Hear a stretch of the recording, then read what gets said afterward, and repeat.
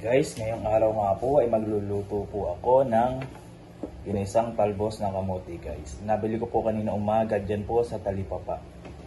10 piso lang po yan guys. Ito po ang mga sangkap niya, kamatis, bawang, sibuyas.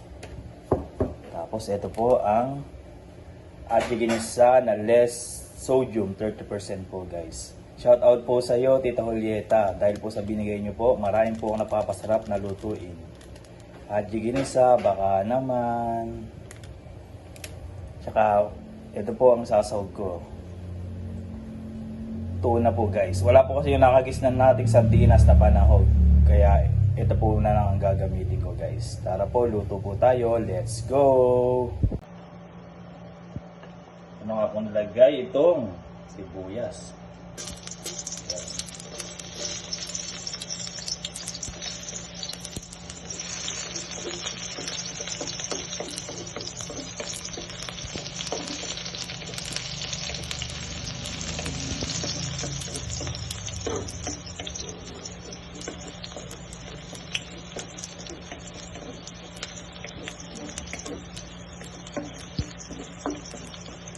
Kusog nga po aring bawang. Tampos na lang po natin siya.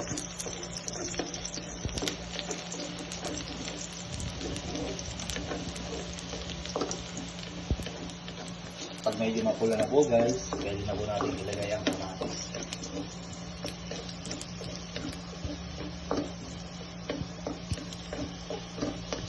So yun guys, pwede na po ang kamatis.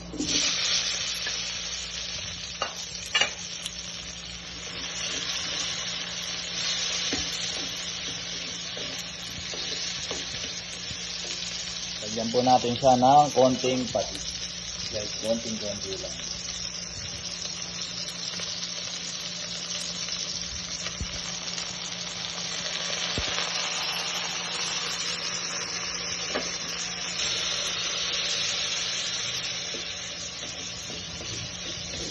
Nakakabango po guys. Hindi po kayo. Kasi na, magugustuhan nyo.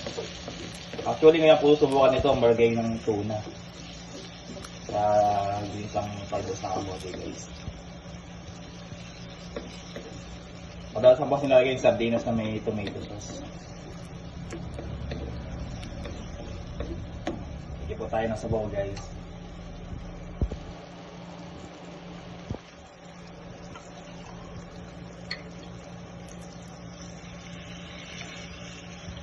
Konti pa guys.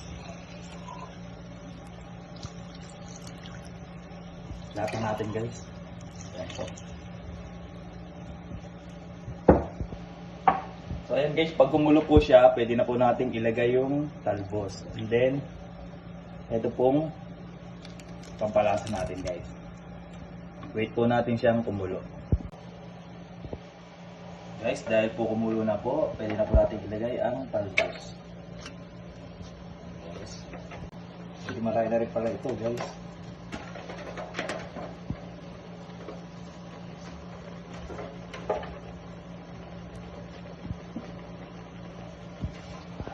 Po yan.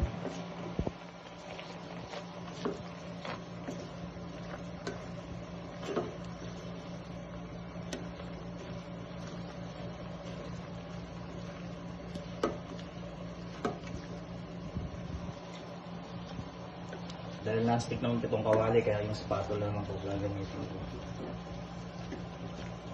Sabaw pag nagluto po kayo. Pero sa amin po, okay na po ito guys. Sapat na po siya.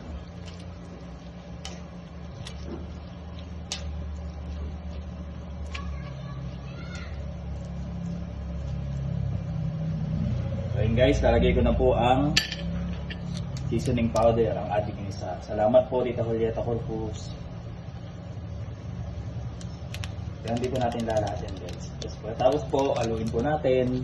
Pagka okay na po sa inyo ang lambot, okay na po siya guys. Mabilis lang po maluto.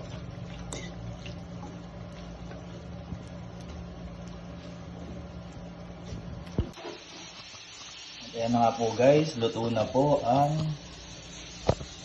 talbos ng kamote guys. Napakasarap nito guys at talagang very nutritious. Tara po, kain po tayo.